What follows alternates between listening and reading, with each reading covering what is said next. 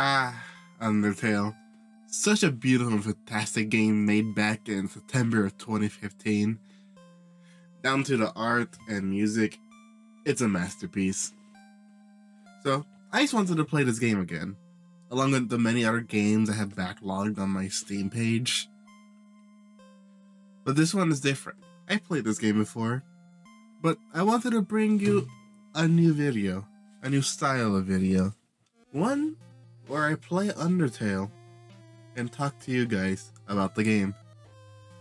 So sit back and relax as I talk to you about the wonders of Undertale.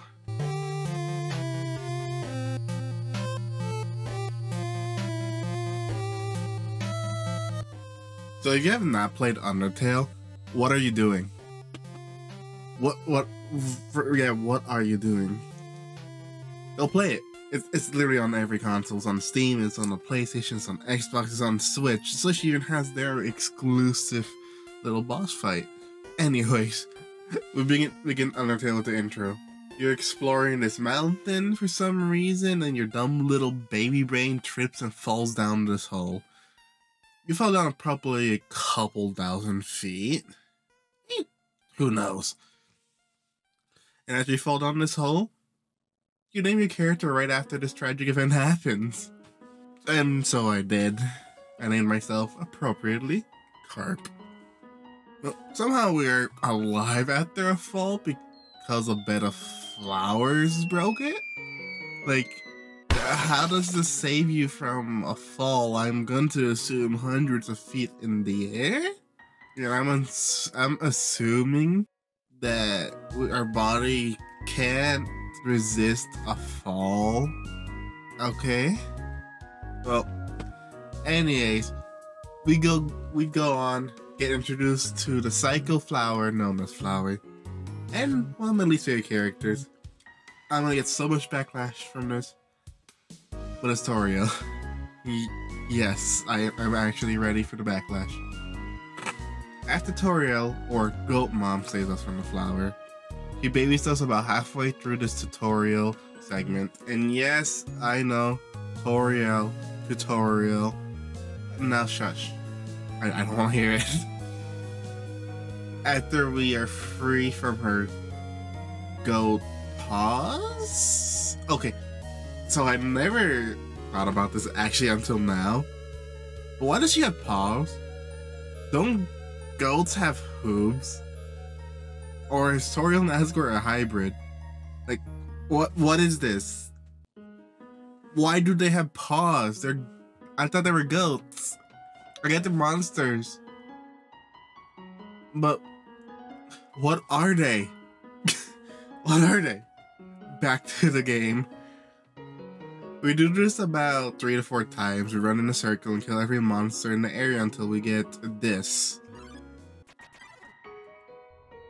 And with this, Toby Fox introduced us into what he's really good at, making us feel a certain way. And Toby Fox really wants you to feel lonely while doing this run. The music isn't more of music, it's more of wind whooshes. It's just like a breeze happening. Everything's distorted, just like our little minds deciding to murder every innocent life in this beautiful world. Anyways, after killing every monster in the ruin segment, I just move forward to finish this boring yet beautiful part of the game. And we kill Toriel and leave the ruins. Now we are outside the ruins and in Snowden.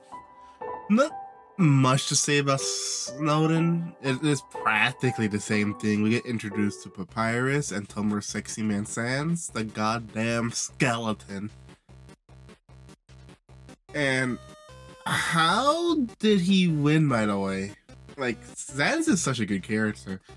So relatable in every way. Oh, actually, never mind. I can see why. But no, these two characters are some of the best characters in the game. Funny, wacky, and relatable. Like, they're just two brothers chilling. And Papyrus is just, you know, he's trying to capture human, but because we're playing genocide, we don't really get introduced into his more wacky side. He's just like, oh, he's depressed, and Sans is there. Sans is there. Look at him. He's judging us. Woo! That's what we want. But yeah, Snowdin is practically the same thing as Ruins. Like, we killed the population, we killed some dogs, and at the very end, we killed the boss of the area, Papyrus. Of course, before we went to Papyrus, we robbed the Snowdin town of their money and some weapons and some, of course, armor and some snacks to take on the way. And one thing I did not mention a little earlier before starting this Snowdin section is the music. You can already tell is distorted. You hear Snowdin, but there's so much distortion. It's supposed to make you feel unsettled, like, why are you doing this? Stop. Go back, please. And I think Toby Fox really does a good job with the whole unsettling. But yeah, there's not much to talk about Snowdin anymore. So, now, we move on to the part I thought that was going to be the hardest. Skipping over killing every monster. Again, is honestly the most boring part about these 4 sections is that you just run and back in your save point, where you can't go too forward, or you activate boss fight. And then if you activate boss fight, you can't, you fail genocide. It's just, woo. Okay. Undyne is introduced also pretty good though. This is where we get introduced to Undyne, where introduction is really well done. She's a tough mystical knight, and Toby Fox made her appearance in these few encounters great. She just appears and tries to kill you with no words, no talking or emotion, just murder. What's the difference between her and us doing it? She's doing it to help people. We're doing it for our goddamn entertainment. And me, to make this goddamn video. Waterfall has one of the longest parts in the game, but one of my favorites. Everything is aesthetically beautiful. It has some of the liveliest characters there. Like, overall, I think it has some of the best characters in Waterfall. If you're not killing them. Anyways. When I say that Waterfall was going to be hard, it's because of this lovely fish. Might look like we just tapped her, but she pulls a know you and pulls out her own determination. It becomes the Undying. And I'll let my friend, who I got to voice act this part, just bring out the mood of this segment of her going to her true form. Because this has to be one of the rawest parts of the game. So I'm gonna let that play out.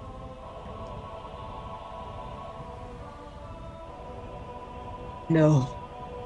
My body, it feels like splitting apart.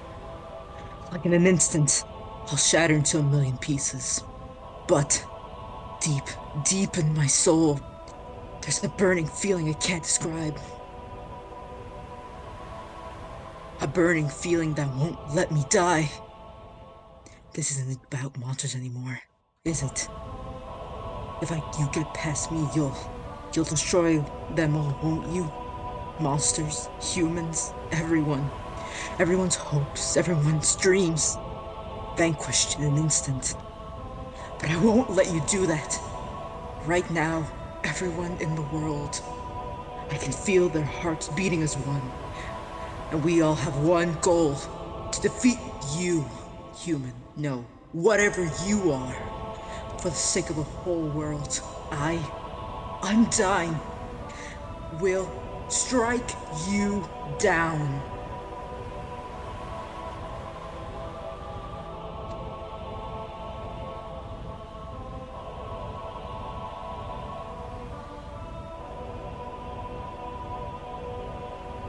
Gonna have to try a little harder than that. Yeah, after you know the whole her own introduction, becomes the true hero of the underground. Undying Fight is so well made as well. It makes you face the danger, but have the patience of danger, not to rush things. And I think I like some of these Undertale fights is because each one has a special way to do them. Because you have to either stop moving or move through some moves, and everything just so well aligned to the characters. It's like, yes.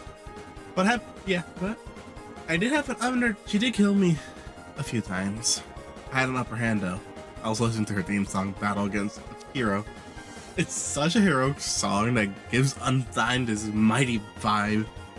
But parts where there is sadness, and I need this. Toby Fox once again does justice with his music. But anyway, she's dead now after killing me about like 8-10 times. Onto the core. One of the last kill them all segments of this game, and one of them, the only segments that has more than 20 characters to kill. There's 40 of them to kill. And that's exactly what we did. Midway through the core, we get to the Muffet area. And this is the only part that made me cry. Killing Muffet, the little spider just comes up and just looks at where she once stood. Then the spider just walks away and it makes you think like, oh, the spider's just gone. And then it comes back, bringing a flower. And he just leaves it there, runs away. Like, Toby, what the F? It's so touching after we killed her. I left with a broken heart. I left her bakery. I left with determination to kill them all now. Not for my sick desires anymore, but for Muffet. I killed all the monsters. I killed Mettaton and Neo, and I walked through Asgore's house, and I reached the Judgment Hall. Sans the goddamn skeleton's back. This time, with the will to kill me and stop me in my tracks. But with the power of Muffet on my side, I was determined to bring him down. And I easily do let this scenario speak for itself. Hey, you've been busy, huh? So, I've got a question for you. Do you think even the worst person can change? That everybody could be a good person if they just try? Alright, here's a better question. Do you want to have a bad time? 'Cause if you take another step forward, you really aren't gonna like what happens next. Well, sorry, old lady. This is why I never make promises. It's a beautiful day outside. Birds are singing, flowers are blooming.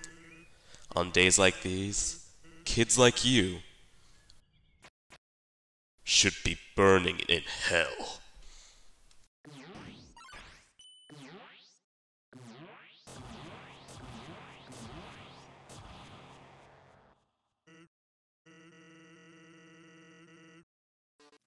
After the introduction to Sans, we first tried the first attack. I think I messed up a few times. Yes, just a few. It might have taken a lot longer to beat Sans than I'd like to admit. I honestly thought it'd be easy. Like, I've no-hit the first half of this fight before, but for some reason, I am so old and rusty that I couldn't do it anymore. But he kills me like 20 times before I realized like 20 times before I forgot the instant noodles. So I ran back to Alphys's lab to get the instant noodles. After dying again, I gave up for the day, and then after trying for the second day, I did it. I beat Sans with the power of my stand Muffet. Yeah, Asgore and Flower die, and now Kara's here. And once again, I just let this play out one last time, uninterrupted. Greetings. I am Karnak. Thank you. Your power awakened me from death. My human soul My determination? They were not mine, but yours. At first, I was so confused. Our plan had failed, hadn't it? Why was I brought back to life? You, with your guidance, I realized the purpose of my reincarnation. Power! Together we eradicated the enemy and became strong. HP, attack, defense, gold, experience, love. Every time a number increases, that feeling, that's me, Cody. Now we have reached the absolute. There's nothing left for us here. Let us erase this pointless world and move on to the next.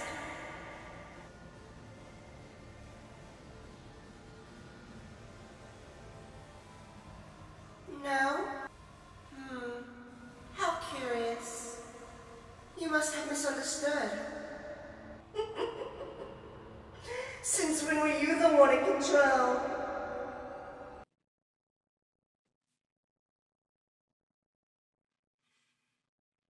Yep, that's the game. Thank you, Skyberry and my friend, for voice acting some parts of my video. This game was just beautiful and perfect, and I really enjoyed making it. I'll put on screen games I have yet to play or finish, and you guys can tell me if you want me to do another style of this video, and I'll do it again with some of these games. I won't do some of them. I'll just see which ones you guys are interested in seeing I play. Anyways, I hope you guys enjoyed the video. Leave a like, subscribe, and once again, thank you for you guys for being part of this video. Goodbye.